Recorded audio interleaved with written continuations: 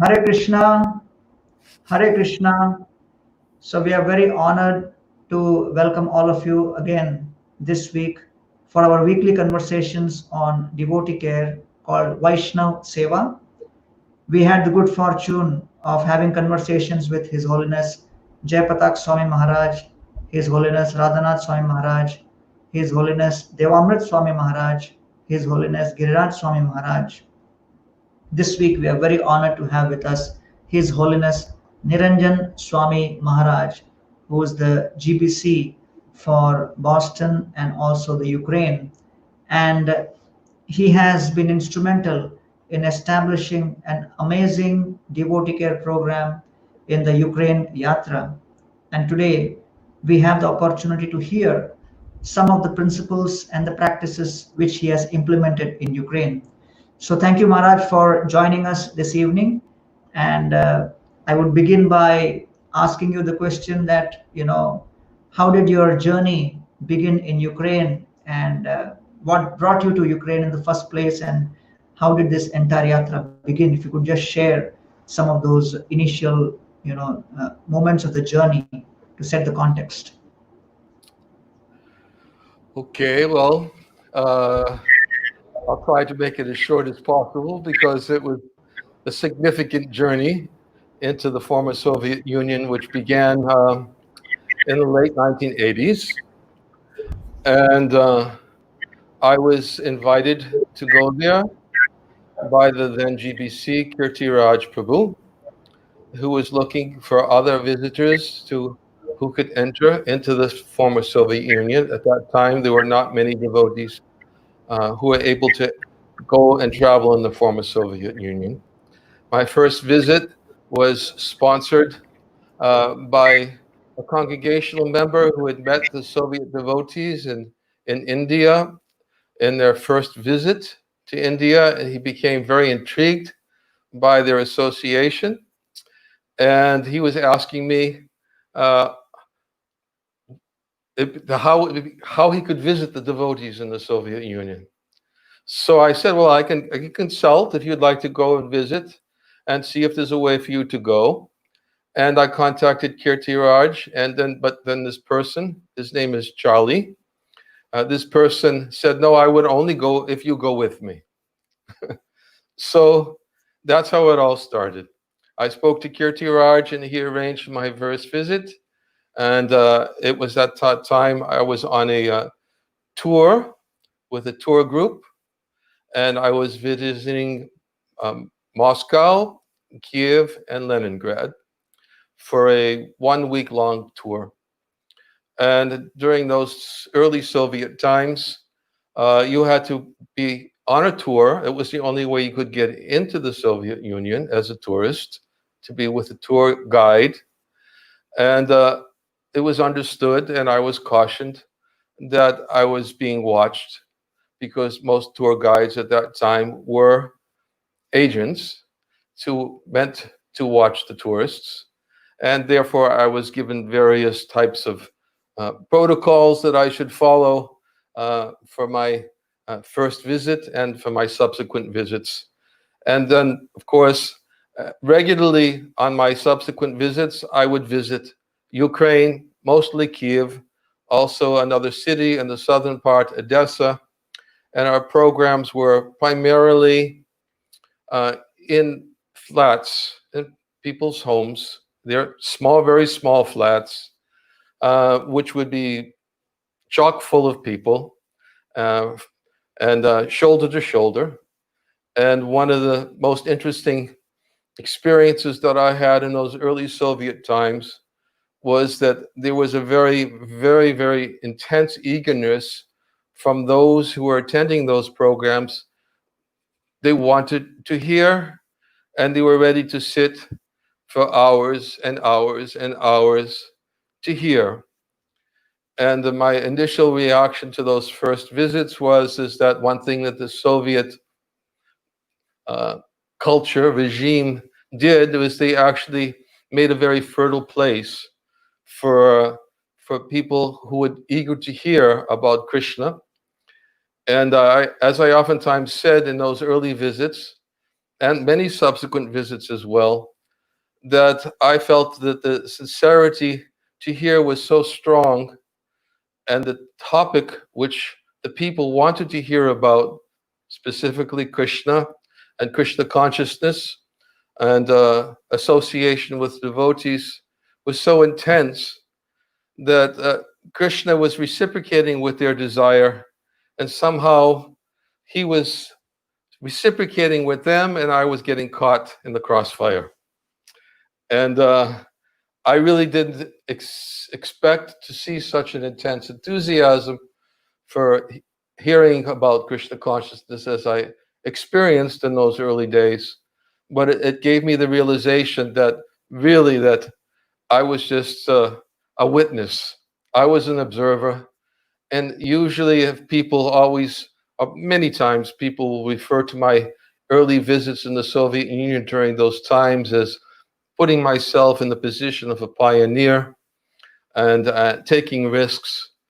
But actually, I didn't do much. I was just giving a wonderful opportunity to observe the potency of Srila Prabhupada's books and the intensity and eagerness people had to hear more that was coming from his books. And as much as possible, I tried to preserve that because I felt that was the best way I could serve the yatra. And therefore, for many years, uh, um, that was the main focus, certainly for the yatra, was Srila Prabhupada's books and the distribution of Srila Prabhupada's books. There's more I could say, but there are a lot of details from those early days. Many times people have said that I should write a book. Maybe someday I will, but I believe there's a lot of people before me who should be given credit for the work that they had done prior to my early visits. Kirti Raj Prabhu is an unsung hero, and certainly Harikesh Prabhu certainly did so much in the area of seeing that so many of Srila Prabhupada's books were profusely distributed in the former Soviet Union. Gopal Krishna Maharaj was very instrumental. His visits to the book fair in Moscow. Prabhu Vishnu Prabhu, he also went there. They all went there prior to me. I was just following on their heels. And I really don't consider myself to be a pioneer of the preaching in the Soviet Union. I consider myself more as just simply the servant. And I've been given a wonderful opportunity to see and observe the growth and expansion of Krishna consciousness based on Srila Prabhupada's very sincere desire for Krishna consciousness to be spread in that part of the world. And if I can somehow serve that mission and serve the devotees who have a strong desire to be a part of that mission, that's the best contribution I could make and can continue to make. So whatever answers I may give tonight will be from that perspective. And it's really not something that I've done. And I feel that it's something that naturally evolved by the enthusiasm and generated in the hearts of those who heard Srila Prabhupada's pure message. Thank you so much, Maharaj. That was really touching for you to share these wonderful moments of the beginning of the journey.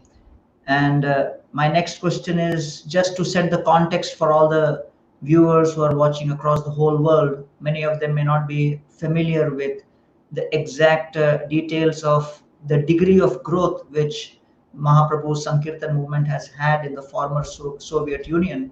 So just to create a context, would you be able to share with the devotees in the former Soviet Union, how many, temples or centers maybe approximately there, how many devotees may be around, and then specifically within the Ukraine Yatra, how many centers and how many devotees are currently practicing, just to give a context. I don't really believe I have the statistics. I can't speak so much for Russia because I'm not as active in Russia as I am in Ukraine, although in the early days, I was visiting approximately 70 cities a year, including cities from Ukraine, Russia, Lithuania, Belarus, Estonia, Latvia, Moldova, Uzbekistan, Kazakhstan. So I was quite active in traveling in those very early days, but in the course of time, tried to become a little bit more focused, especially between Ukraine, Moldova, and Belarus, and to some degree in the Baltic countries. But I know there's so many temples. I can't say exactly how many temples there are in Ukraine. I'd say devotees who are practicing Krishna consciousness. The last figure that was given to me was there are 15,000 devotees in Ukraine. And that could very easily be accepted because even our last festivals that we were having in southern Ukraine prior to the conflict, which began in 2014, the last festival we had there were 12,000 devotees attending that festival. So it's very easy, and that was 2014. It's very easy to conceive that at least there are 15,000 devotees in Ukraine. I'd say there's well over 100,000 devotees, but I don't know the statistics throughout the whole former Soviet Union. I would say even more. I'm saying practicing devotees, chanting rounds, following the principles. As far as those who ascribe to Krishna consciousness philosophy, hundreds of thousands. I can't say for sure. As far as temples are concerned, I know that we have approximately in Ukraine about 25 temples, but we have gatherings in smaller temples, Namharta programs, and the gatherings in 100 cities in Ukraine alone. So that gives a little bit of an insight. I'm sure in Russia there are many similar statistics for Russia, only it would be much more because of the size of Russia, the population of Russia. And in Belarus, I know there are at least 500 to 1,000 practicing devotees. In the Baltic countries, I would say similar figure as the number of practicing devotees. Thank you so much, Maharaj. That really was an amazing explanation of the number of devotees practicing. It's mind-boggling to hear that figure. So you began, the Krishna consciousness movement in Ukraine primarily through book distribution, Sankirtan, and that is basically you're giving out books and encouraging people to connect with Krishna consciousness. So after having been in Sankirtan for so many years, what was the particular point in your journey where you started contemplating deeper about devotee care, and how did that transition happen? Was it like abrupt, or you were thinking about it, or it was just one thing flowed into another? Because there are many leaders currently watching this show from across the whole world and who will also see this episode later, and many ISKCON temple leaders are many times asking us this question, that how does implementation of devotee care help in growing our temple and making our temple strong? So you know I would like to hear from you. Well, it's not something that happened overnight. That's definitely, I can testify. It took years and years and years to uh, somehow instill in the minds of the devotees that devotee care had to be given a greater priority.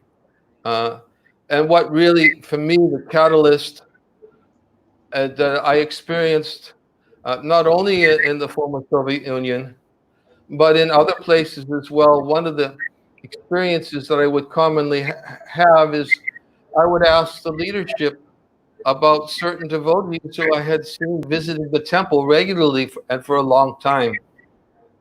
And when I would ask the question, where are they? Uh, Common response is, oh, we haven't seen him for a long time. And I said, oh, do you know why you haven't seen him for a long time? And no, because we haven't seen him. And that kind of a response in of itself did a lot to me to help me to realize that there were many devotees who gave a lot in the early years, the formative years of Krishna consciousness, and who sacrificed a lot, and to not know why they were not being seen because they weren't coming wasn't, for me, it wasn't the right answer. And I felt I had to get deeper into that, addressing that concern. And it was at that time also, it was my early years in visiting the former Soviet Union. I had the opportunity to visit, and I've written about this in the introduction to my book, Taking Care of Krishna's Devotees.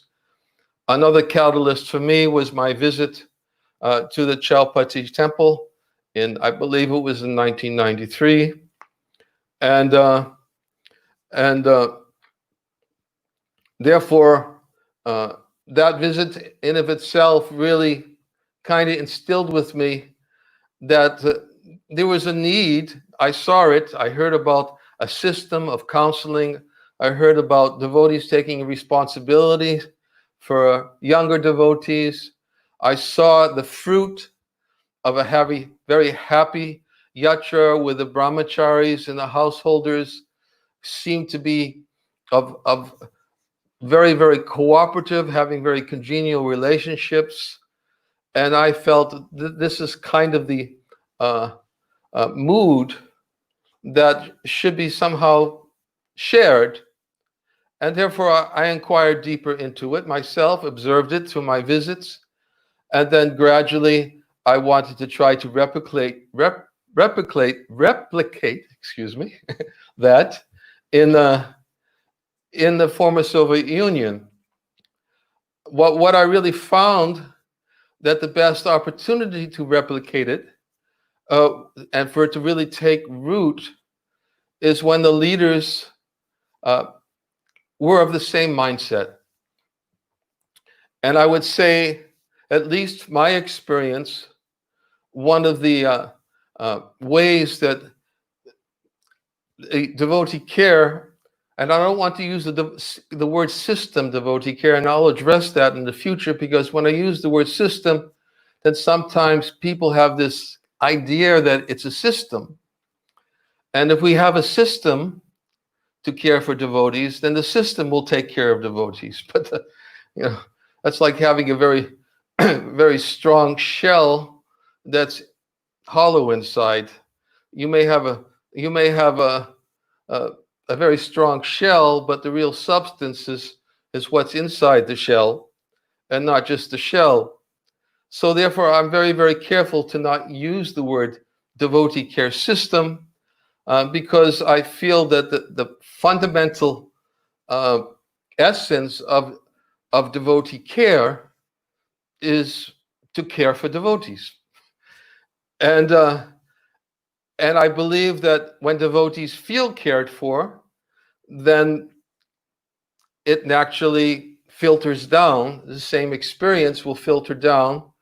And I felt that, at least my experience in Ukraine, it resonated in the minds and in the hearts of many of the devotee leaders there. I believe one of the successes for Ukraine, and I'm not saying this doesn't take place elsewhere, but because I've given more focus to Ukraine, I'm speaking about Ukraine. But therefore, one of the successes of Ukraine is I found that in the leadership, and that we were both on the same page. Let's put it that way. And because we were both on the same page, and because we felt the need to give a focus on devotee care, and because that's always been our point of focus, then that kind of relationship between myself and the leadership has really given a lot of nourishment to the devotee care in Ukraine. But the obstacles in the beginning were great. And one of the greatest misconceptions that I felt that I had to break in the minds of many of the leaders, especially those who took a lot of managerial responsibility, one of the greatest misconceptions is that the devotee care was a department. And because it was a department, it had a department head, and it was the responsibility of the department head to take care of devotees. And it's their thing. I have my thing. I have my responsibilities to do. I have so many managerial responsibilities, managerial headaches I have to deal with, so many other pressing responsibilities that I just need to let the devotee care department take it up. And that was a major obstacle. That was one obstacle. And another obstacle that I found is that in the minds of many of the devotees who were being appealed to take responsibility for devotee care, they somehow thought that Niranjana Swami is pushing this because he needs a system to take care of his disciples, which nothing could be further from the truth. There's so many devotees in Ukraine who are not my disciples, and they should also feel cared for too. Why is it something? And many, this misconception was there, and it took years to break it. That the devotee care system was Niranjana Swami's thing to take care of his disciples, and that really needed to be broken. And it took a lot of work to break that misconception and to establish that no, that this is not my thing to take care of my disciples. Why are just my disciples persons who should be given attention?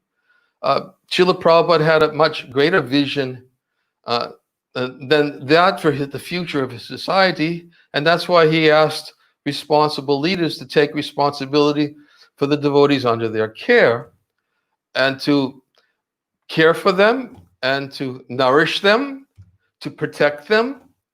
And just like I oftentimes use the example that Bhaktivedanta Thakur uses the example in one of his books. Somehow the title of the book is not there. Why, I don't know. But he uses the example that Shraddha, or faith, is like the birth of a newborn baby. And when that faith, or when a newborn baby takes its birth, then the parents, especially the mother, are always very careful to protect the newborn baby from dangerous creatures.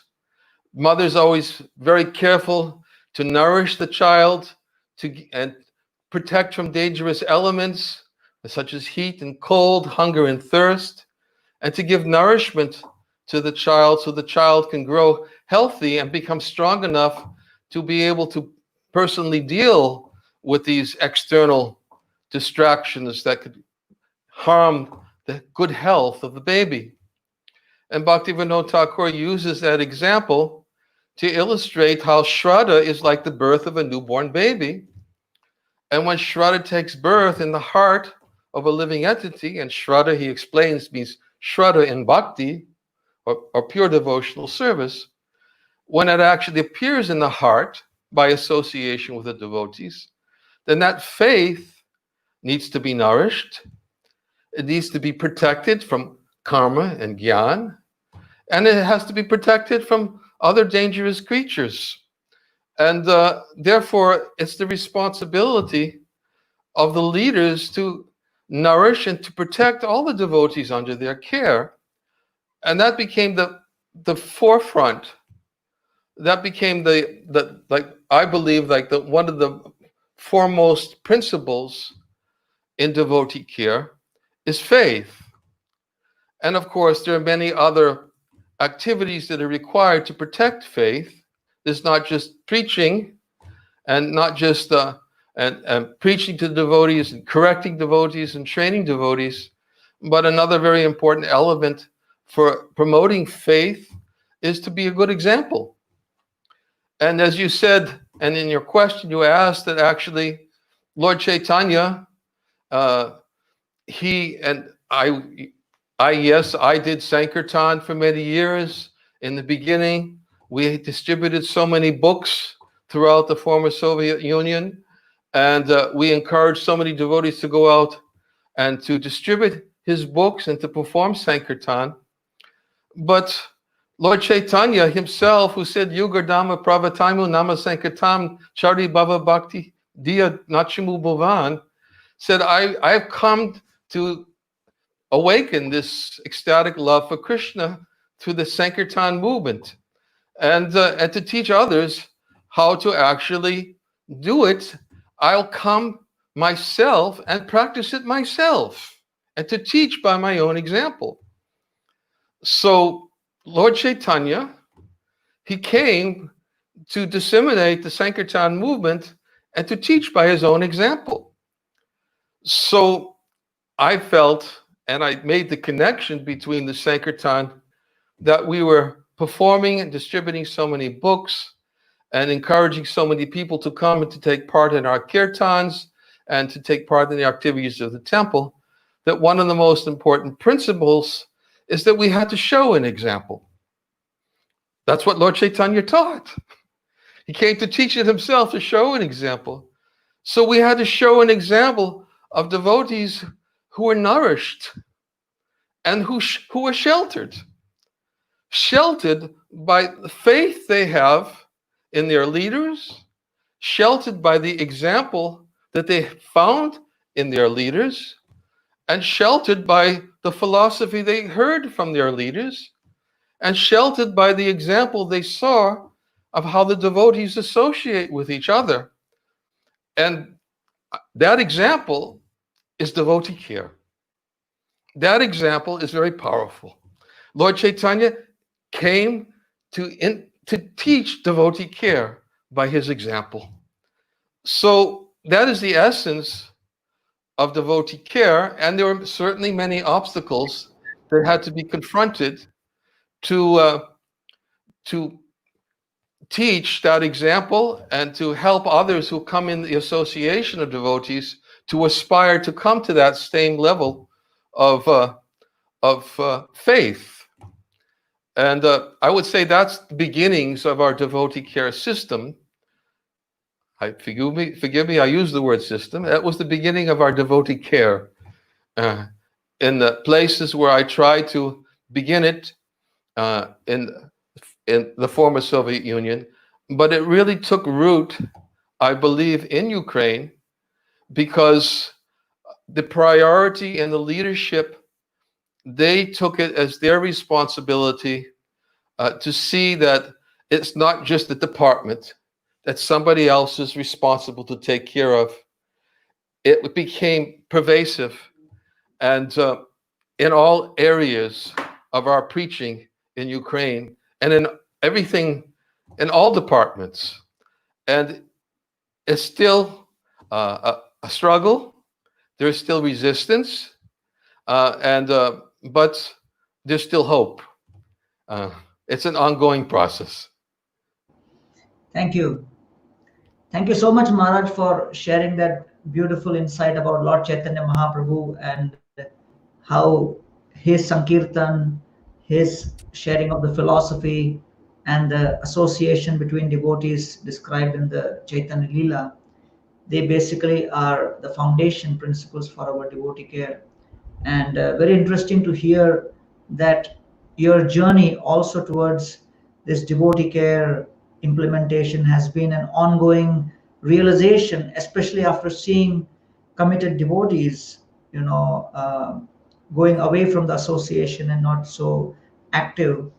And so therefore my next question would be that after having experienced several decades of implementation of devotee care, experience of the devotees which you have seen with devotee care, what are the top three principles of devotee care you feel which have really worked for the devotees here in Ukraine, in your experience, with respect to devotee care? Well, I've already alluded to them to some degree. I would say that one of the top principles is having trusting relationships with the local leadership. One of the things that I felt that evolved over my years of responsibility in Ukraine, in Moldova, is I felt that I had to care for the devotees. I had to distance myself from management to some degree, because I believe that one of the stifling elements that stifles devotee care is micromanagement and disempowerment. And it plays out in many aspects of our leadership and responsibilities we have as leaders of the society. So I've always felt that, especially in this area of my preaching, that the local leaders, they know the laws better than I do. They know the language better than I do. They know the culture better than I do. They know the psychology better than I do. Why not let them lead? And why not I take some responsibility to encourage them and to help them focus on devotee care? At the same time, take responsibilities for the management locally. I believe that kind of relationship, that's been a trusting relationship for over 3 decades, has contributed to the devotee care in Ukraine. And as I said, I believe that the leadership has to also be very careful to not micromanage and empower the devotees, and that, because that's also can be a stifling effect. And I believe that that devotee care has to be properly understood by those who are distributing or caring for others. And in fact, recently, just last year, I gave a talk about care, not control. And because sometimes one of the problems that arises sometimes, that devotees began to take a position of caring, but their position of caring was too much trying to control the individuality and especially persons who are coming forward. They wanted to become a part of the community. They wanted to become initiated devotees, and it became part of a system to control them, that if they wanted to move forward, then they had to submit to their care. And I believe that submit to my care is a very contradictory principle to apply, that it has to be earned. And although submission is certainly something that is required for spiritual growth, faith is something that can never be legislated. And therefore, it's the responsibility of the devotees to exemplify in their own leadership roles the quality of a person who's capable of caring. So that is also one of the obstacles that needed to be overcome. And one of the, I would say, one of the elements that made it conducive by trying to convince the devotees that care should be first and foremost and not control.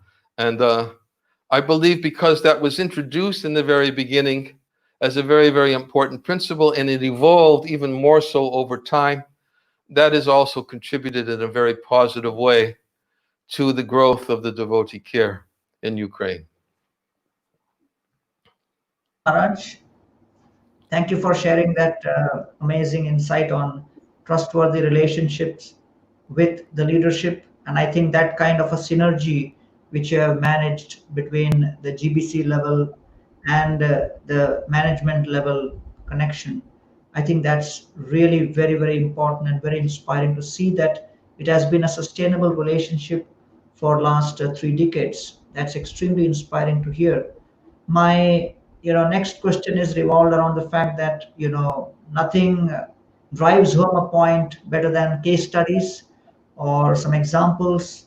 So would you like to share some stories of devotee care from Ukraine which you feel may really strike a chord with the devotees?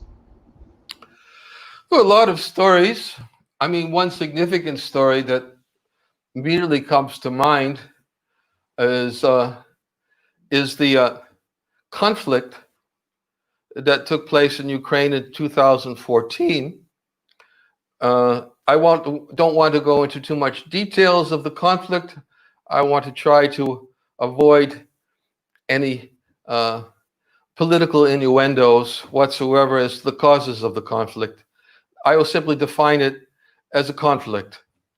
And it certainly was a conflict, and it certainly did endanger the lives of many devotees.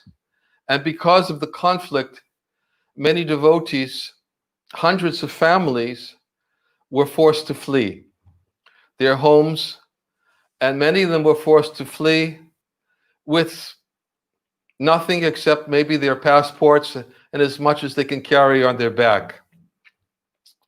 And because the conflict went for quite some time, in fact, it's still not even completely over, but it was really going on quite substantially. A number of deaths were taking place. The devotees realized that they had to uproot themselves and to plant themselves in places outside where they had lived for many years of their lives with their family, and that they had nothing to start with. So I believe many of the leaders in our movement will remember that I tried to create awareness of what was going on at that time. And I thank all the devotees, so many of the devotees throughout the world. I mean, I'm overwhelmed. I was personally overwhelmed by the response, and I tried to give regular reports and updates about what was happening with their donations. But at one point, I wasn't able to do it because of something that was happening with the internal information and how it was potentially could have been used against the devotees. So I had to stop distributing that information. But nonetheless, those donations were used to help, and we had a whole internal system in Ukraine for funding devotees both in Ukraine who had to move to other places in Ukraine, and funding devotees who had to move outside Ukraine to other areas, and giving them some seed Lakshmi to start their lives over again. And I remember many devotees who had somehow become alienated somehow from the association of devotees. They were writing letters of gratitude saying that this in of itself, seeing the care that was there for the devotees who were undergoing such difficulties at that time, rekindled their faith in devotee association. And they, based on that observation, although it didn't really as much happen to them, but just they simply observed it, they came back into the association of devotees. That's one example of care. And it was certainly not something that was done exclusively by the Ukrainian leadership, but because the Ukrainian leadership could have never done it without the support globally of so many devotees. But the Ukrainian leadership definitely did mobilize the devotees and created an internal system to reach out and to find the names, the places, the contact of anybody who was adversely affected by that event, and to help them get on their feet. So that was one devotee care experience I could speak of. Also, another experience is many of those devotees were isolated, and therefore there was a devotee care outreach program to bring those devotees who had been isolated throughout those years into the association of devotees by facilitating their participation into our annual festivals, so that they could get the association with leaders who were coming and preachers who were coming from all over the world for our Bhakti Sangama festivals. And by facilitating that really, many devotees spoke from the heart of gratitude, and telling how much it nourished their faith to be able to be back in the association of so many devotees in big kirtans. At that point, there were thousands and thousands of devotees who were able to participate in kirtans. And that was another effort that was taken upon by the leadership in Ukraine. Another one is the devotee care is in Kiev. It's primarily, but in many other temples as well, they have, over the years, they have created a Bhaktivedanta fund. And that Bhaktivedanta fund has been created and managed solely by the community. It's a community fund from the community for the community. And it's in many, many instances of devotees in the community who've had to face difficulties. One devotee's house burnt down, was not livable. The roof wasn't even existing, and it was the beginning of the winter. And many of the devotees got together and helped that devotee and the family to relocate and to provide their necessities. This is only one example. Many devotees had severe health problems. The community came forward and helped. And I make this point again and again to devotees that the best way to feel connected is through community. Sometimes there's a tendency to think the temple has a responsibility to help us, but the temple has a responsibility to encourage community. And therefore, that has been another emphasis of the devotee care, is encouraging community, not just in the temple, but outside the temple. And then as that community grows, that community takes care of the members of their communities in various ways, which have required, at times of great need, help and support from the members of their community. So that's very, very palpable. It happens. And I would say that I could give, a list, many accounts of how that happened, from car accidents to death in the family, devotees killed in car accidents. All of these situations, as much as possible, were met with community support. And that's a very positive outcome of devotee care.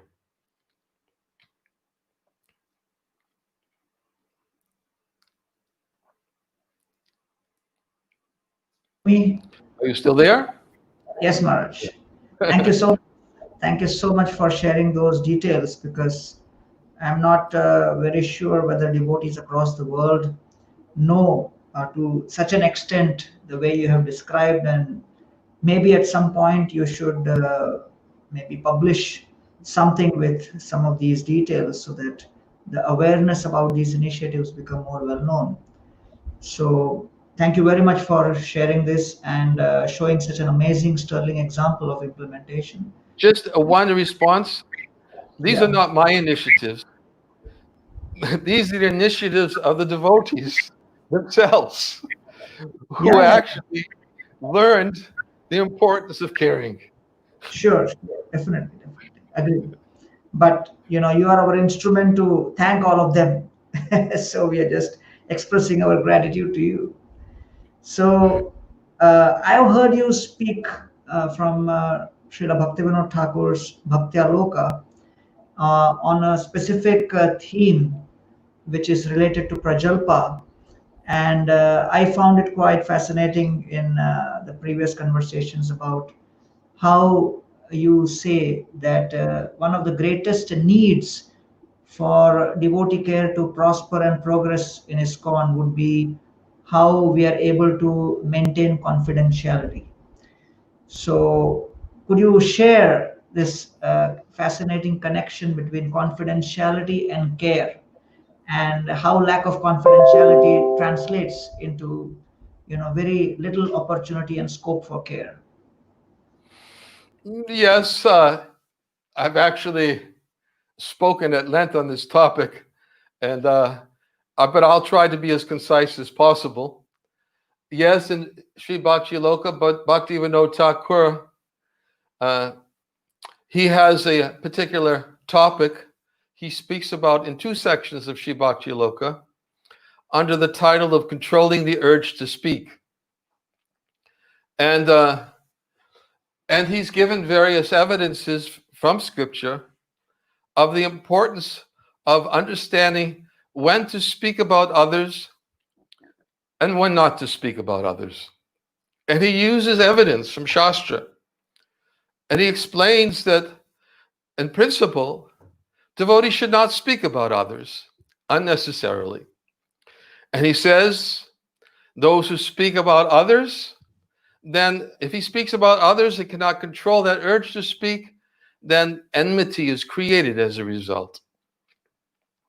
So I believe it's very important for leadership to understand the guidelines of when to speak about others and when not to speak about others.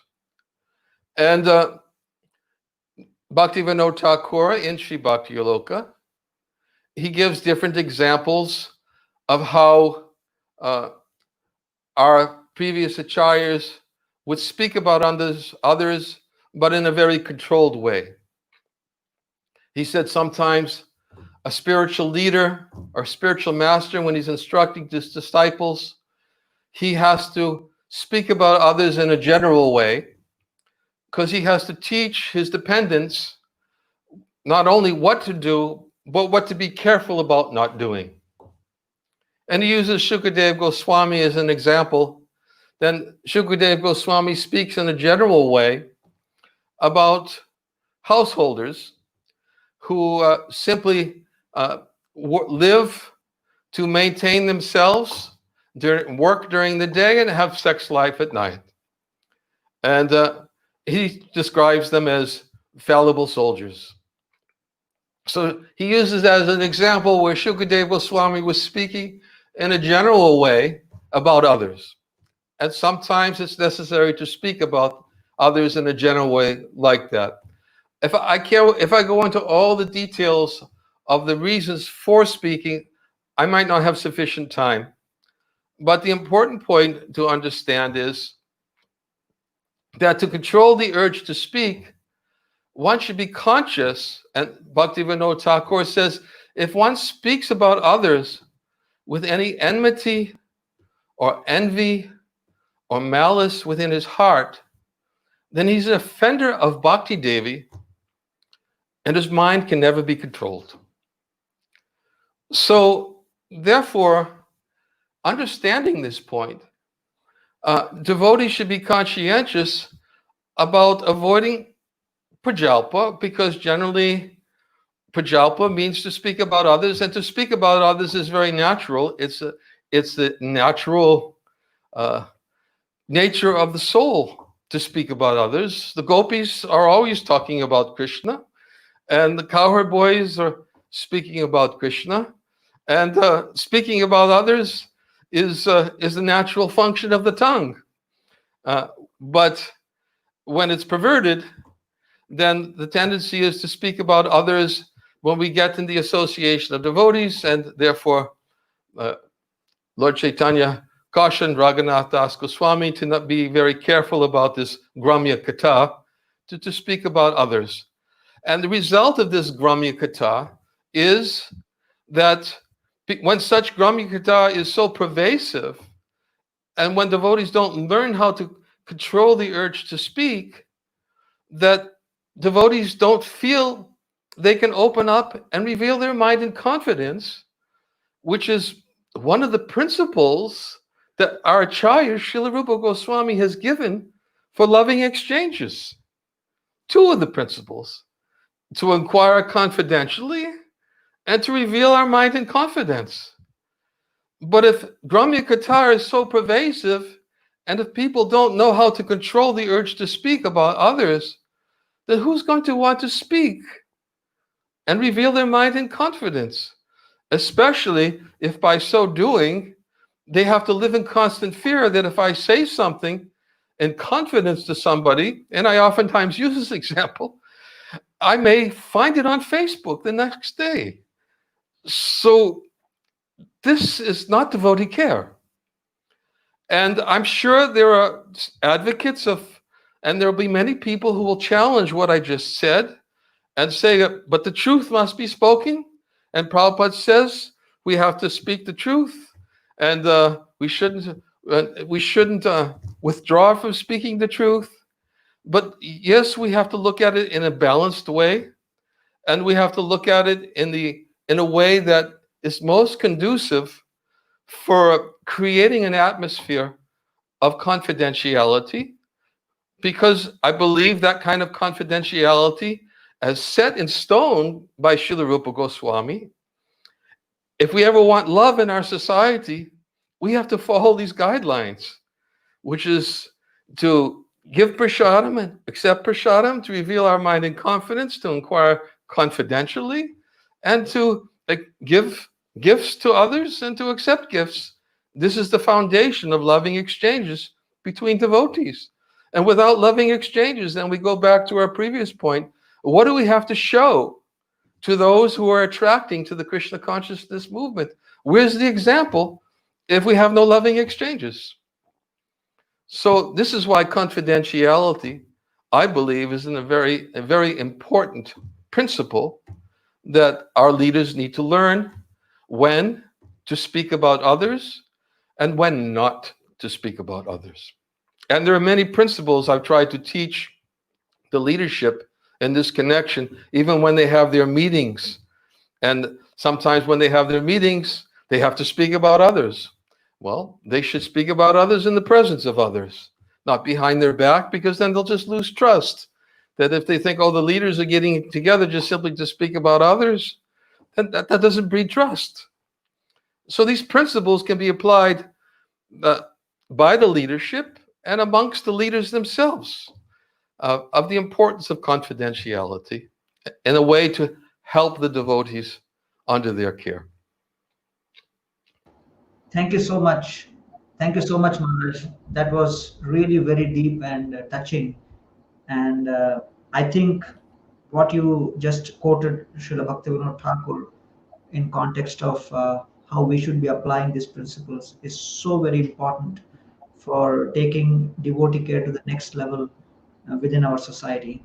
So I would like to now request you to speak something about the festival which you have been organizing for many years, and how is this festival connected to the principle of devotee care, and what has been your experience. And there is a short video which we would like to share with others, but you could share a few words to preface that as we go into the video. Okay. Well, I'll just say a few words because I believe our time is very limited and it's a 5-minute video. Is that correct? Yeah, that's fine. You go ahead, Maharaj. Excuse me? You can go a little over time. It's fine. Okay. All right. Well, I would say that the way our Bhakti Sangama festival evolved into what it is today is the catalyst happened one day to me when there was a devotee from North America who was attending our festival. She came up to me early one morning, and she was saying to me that I forgot my card, and because I didn't have my card, they didn't let me into Mangalarti. And I started to this was a catalyst. I mean, this really said, wait a minute, because somebody didn't have their card, and apparently maybe they didn't pay, which was not a fact. They just forgot their card, and they had to go all the way back to get it.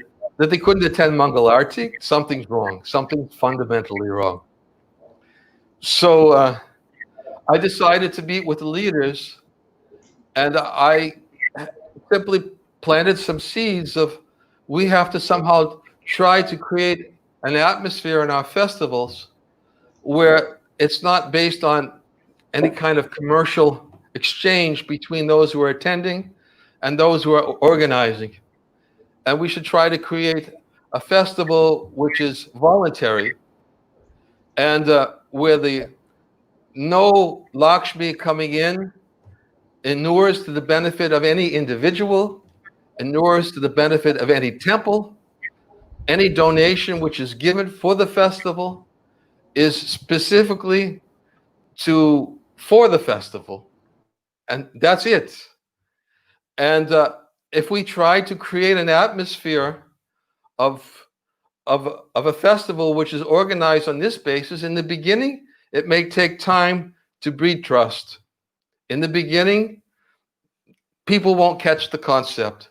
But if we do it, and if we're consistent, and then we try to be consistent with that, and we have faith, we'll see that we'll find ourselves, and as what actually happened, that the festival is growing to be participated by at one point before the conflict, there was 12,000 devotees were attending, and there were no festival fees imposed. There were no prasadam fees imposed, and the only fees that those who took part in the festival were those who actually, whatever accommodations they wanted, the festival organization simply acted as a go-between to facilitate them to get their facilities from the different resorts who had opened up their rooms for the devotees to stay. And that's how it started.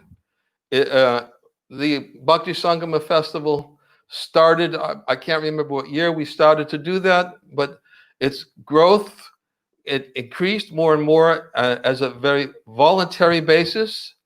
The team of volunteers, they go there every year. They set up the pandal, which is as big as an airplane hangar. They give 1 week to fully dedicate themselves to set up the pandal, to set up the kitchens, and when in cooking, different yatras take responsible for each day, and for taking responsibility for getting the boga, for cooking the boga, and for distributing the boga, for cleaning up, distributing the prasadam, and for cleaning up after the prasadam, and the next day another yatra does it. And each day a different yatra or groups of yatras do it, and it's all strictly voluntary. One story I like to tell in this connection, it's been told many times, but it's one of my favorite stories. And so I remember one day going into the pot washing area of the festival, and we used to have hundreds and hundreds and hundreds of buckets that was required for the serve out of the prasadam. And I went into the pot washing area. It was at the end of the day, and there was one devotee left, and the whole room was just filled with barrels, buckets, spoons, every kind of utensil you required for serving out prasadam. And the devotee who was there, apparently he was the last one finishing up the last of the work, and he had been there all day. And I said to the devotee, is there anything that you need, or is there any problems that you have with the service that you had of taking this responsibility today? And he turned at me with a real sour face, and he said, yes. He says, I have a problem. And I said, what is it? And he said to me, they're only going to let me do this one day. And that was the mood. That was the mood. He was disturbed because he was so much enthused and enlivened by the opportunity to serve that he didn't want to be restricted to one day, and he wanted to do it more. So that's the kind of spirit that kind of was created, and the festival has gone on in that way. And there's a short video which is going to be shown about the registration of the festival, which is done on the same basis with it shows one devotee speaks about his experience of organizing the registration. The registration is voluntary. Registration is required, even though there's no mandatory fees, because the cooks need to know how many people to cook for, and therefore everybody needs to register. Some people can't afford to pay the fees, and they're given a calendar, they're given a suite, they're encouraged and told where to go for accommodations, even if they can only give 10 grivna, which is about 30 cents. And there are many people who can only do that. But nonetheless, somehow, always it seems that there's enough that comes in to cover the cost of the festival. And sometimes there's even something at the end of the festival to help seed the festival for the following year.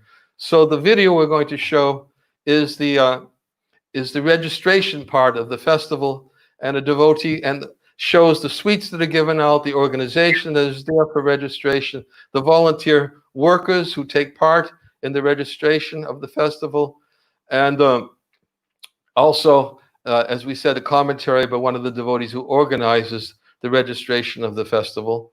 I believe it's about a 5-minute video. It's in Russian, but I had it subtitled, so you can read it. Yes, Maharaj. So, Sakshi Gopal Prabhu, we can have that now. Hare Krishna, Krishna Krishna, Hare Hare, Hare Rama, Hare Rama, Rama Rama, Hare Hare. Namo Vishnupadaya Krishna Kristaya Bhutale Shrimate Bhaktivedanta Swami Niranjana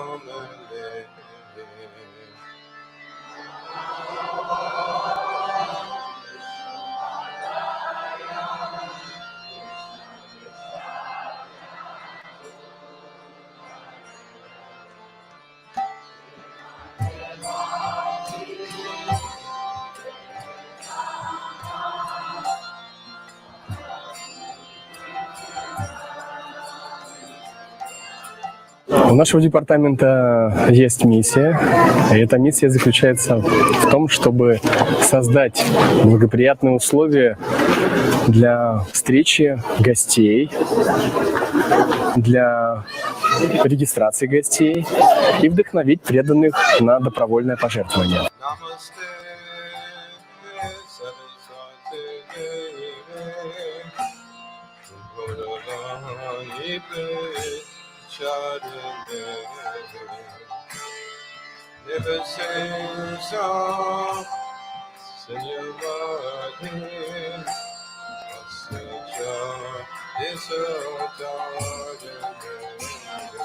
Уникальность служения в том, что преданные, которые занимаются служением на регистрации, это те преданные, которых гости фестиваля видят первыми. На регистрации есть возможность послужить 1000 преданным, встретить всех, развить отношения, как внутри коллектива, так и познакомиться с новыми преданными, которые приехали к нам на фестиваль.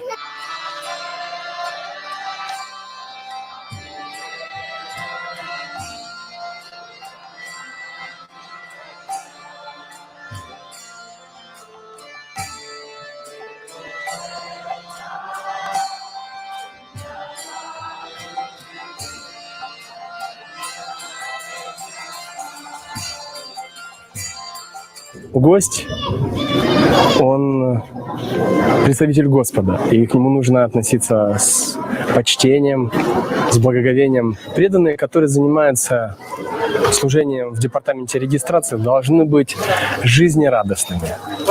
Они являются лицом фестиваля. Они должны понимать, в чем заключается суть фестиваля, и донести это до сердец тех преданных, которые приехали на фестиваль Бхакти Сангам.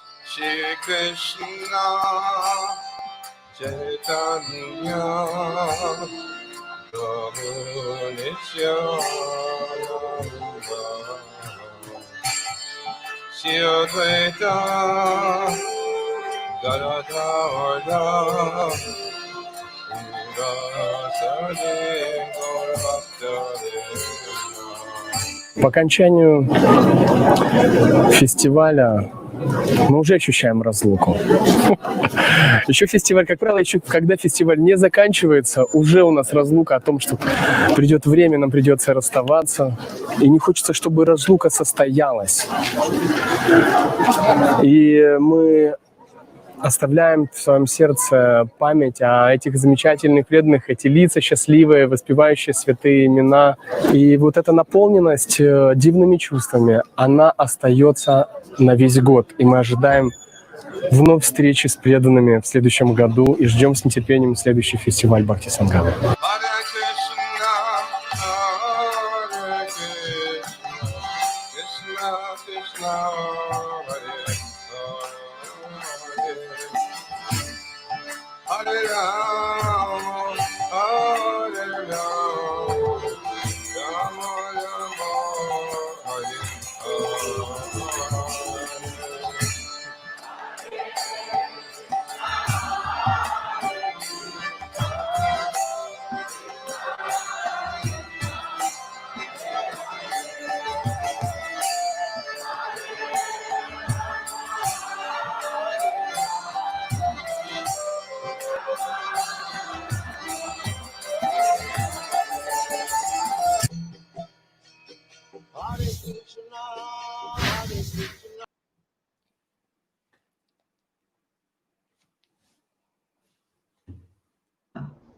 Thank you so much, Maharaj, for sharing such amazing insights about devotee care and also sharing with us this wonderful experience of the Bhakti Sangam festival, revealing some of the amazing practical help which devotees have shared with others in difficulty during conflict times and difficult times.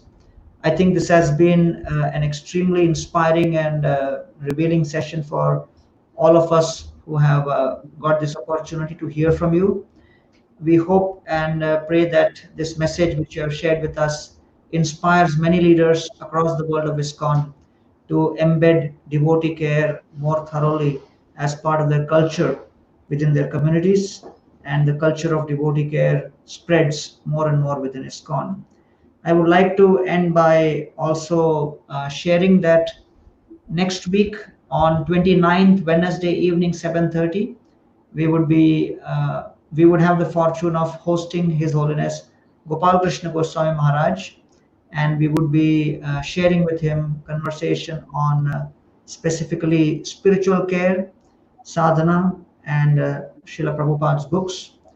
And Wednesday, 29th of July, 7:30 p.m., that would be our next speaker. And also we are very happy to share with you that after launching our first website, after the devotee care website, we launched another one specifically for the courses across ISKCON, which was known as the iskoncourses.com. Today, we are very happy to launch another very important resource, which will be of great use to the leaders across ISKCON, because part of our implementation of devotee care in the 12 areas, one of the areas is caring for leaders. And so many times leaders struggle with the lack of resources and support. And therefore, we are happy to launch www.organizeyourtemple.com. Maybe at some point Sakshi Gopal Prabhu will show. Yeah. So this is the URL, www.organizeyourtemple.com. It is NISE, not NIZE. And if you visit, you'll find first of all the home page, And then there is a tab on the courses. So if you click on the courses, this basically takes you to the link of the ISKCONcourses.com, and all the various courses which are available within ISKCON, they are shown in that. When we come back, we'll again see that there are all these different courses which we have already launched. So in the second part of the course, if you see, is the leadership development. So that is still not developed. We are in the process of creating online resources for that. Then the second tab is the knowledge exchange. So basically, within knowledge exchange, ISKCON leaders and temples across the world could access various good practices which different ISKCON temples have been doing. And then there is leadership experiences of Prabhupada's disciples and various senior leaders who have shared their experiences of leadership. And we also have a section called How to Organize Handbooks, where actually each one of the different departments within ISKCON, we have created handbooks for managers and leaders to refer to as the ready reference. So if you just click on the good practices, so once you click on the good practices, you will see the various areas of leadership within an ISKCON temple. For example, fundraising, congregational development, kitchen religion, temple construction. So for example, if you click on fundraising, then we have interviews with some of the best experts in fundraising in the world of ISKCON. So we have, from Pune, we are from Juhu, the Bhishma department, the mailer list, Kalash Abhishek at Juhu. So various things. For example, if you can click on the ISKCON Juhu Bhishma, the one on the left second. Yeah. So then you will see that we have interviews conducted. Yeah. So basically, the PDF is available here. And there are also interviews on videos, which you can see these videos where we have interviews with Mukund Madhav Prabhu, and he's sharing in detail about some of these. And also, if you do not want to see through the entire video, then there are PDFs attached where the script can be read. So this is just a sample of, some of the best practices which we are providing through this knowledge exchange. Go back to the knowledge exchange. Then we'll see. Yeah, go back further.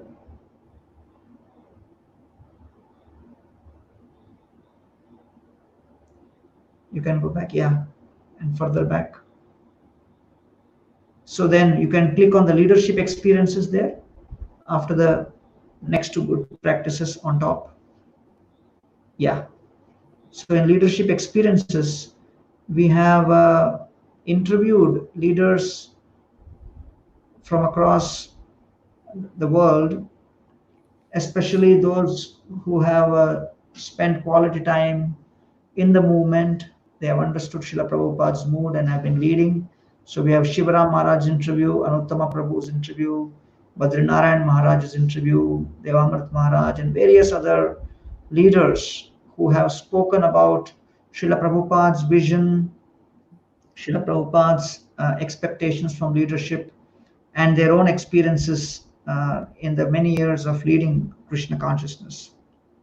So this series of interviews would also be very useful for the leaders of ISKCON today, because they could learn from the experiences of such senior devotees. So the third element in the knowledge exchange, if you can go up again to the top of the page, yeah, is how to organize handbooks below. Yeah, you can click on that. Yeah, how to organize handbooks. Yeah. So basically, when we have, for example, how to organize youth outreach, how to run a Govinda's restaurant, how to organize hospitality.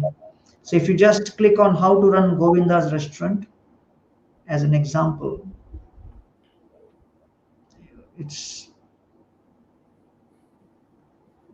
Yeah, so then, you can click on the PDF.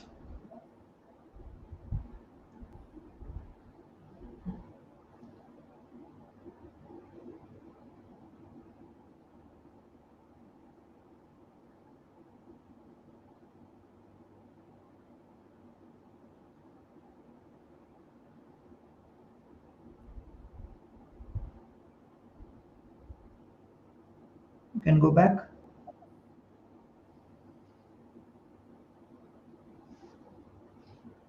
Yeah, go on the restaurant administration. Yeah, on the left, yeah.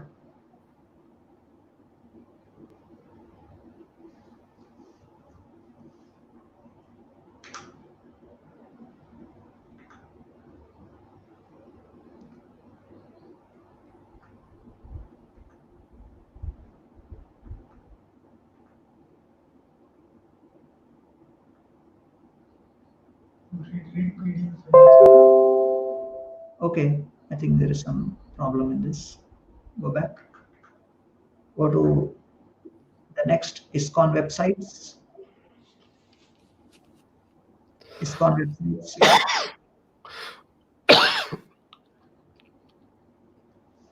yeah. So if you go to select website category, yeah. So you see the various website categories. For example, if you just go to, restaurants. Yeah, correct. So then all the various websites connected to restaurants in ISKCON, it will show up. This is one way of navigating. Then go back.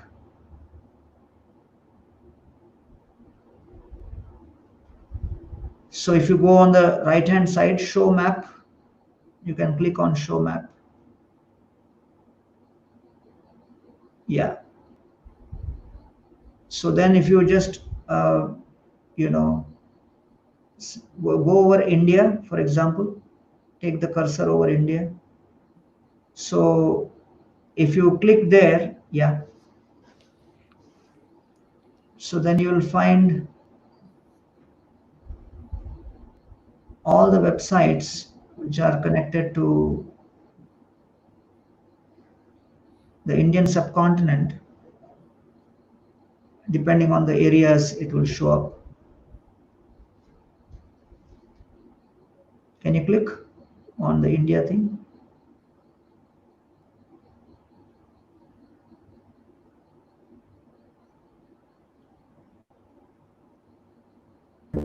It's popping up. It pops up in a separate window. I'll try and share that. Oh, okay, fine. That's fine. That's fine. So basically, this is just some brief idea on, how these resources could help, and if any of the, temples need any kind of support, then we have like a strategic planning network led by Shubhananda Prabhu. Gopal Bhatta Prabhu is overseeing that as part of the GBC strategic planning. Depending on the level of support you need, we could connect you with the strategic planning network. We could connect you with specific resources you need. We could help organize some kind of Zoom calls to give more details about a specific area, department. So, we could help support in any possible way your leadership roles by this. So this is basically www.organizeyourtemple.com, and this we are launching as part of devotee care for leadership for ISKCON leaders across the world. So once again, in conclusion, thank you very much, His Holiness Niranjana Swami Maharaj, for sparing your valuable time this evening with us, sharing your experiences of devotee care. See you all again next week, 7:30, Wednesday 29th, with His Holiness Gopal Krishna Goswami. Hare Krishna. Hare Krishna. Hare Krishna.